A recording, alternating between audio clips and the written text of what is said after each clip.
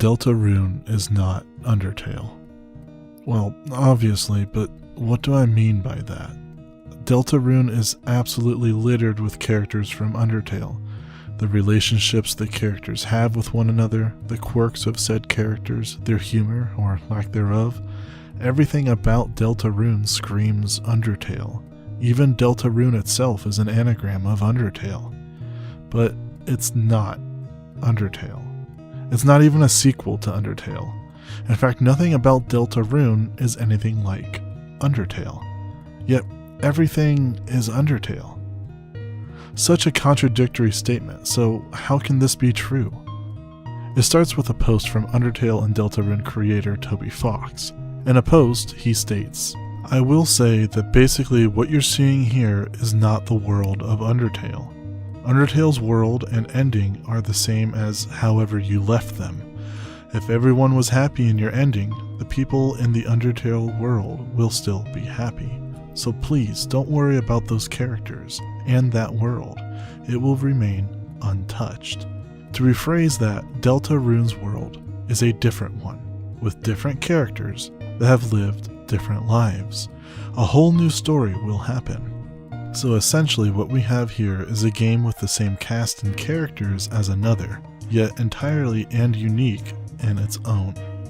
While there could be many theories as to why this is the case, such as Sans traveling to a different dimension where his neighbors and friends lived better and more peaceful lives, I don't think that's entirely true, or even the point. Toby Fox wanted to make a new game, something fresh. However, with the crazy success Undertale had, Toby Fox likely felt pigeonholed to that world, a world so many people love and cherish. Regardless of what direction Fox would take, anyone hearing that a new game was in the works from the creator of Undertale would likely expect a continuation of that story in some regard. After all, Undertale left quite a few things up in the air for fans to decipher and theorize about. People would be thirsting for more. Knowing this, Fox likely decided to set forth on his new project using Undertale as a template for a completely new story, hoping that fans would be satisfied seeing beloved characters make a return, while he himself would be able to make something new. Think of it like two slices of bread. If you put tuna on the bread, it would be a tuna salad sandwich.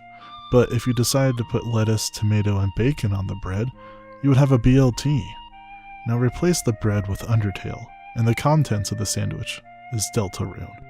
Sure, from the outside it looks like it could be any sandwich, but once you bite in, you clearly realize it's not tuna salad, it's a BLT, it's Deltarune.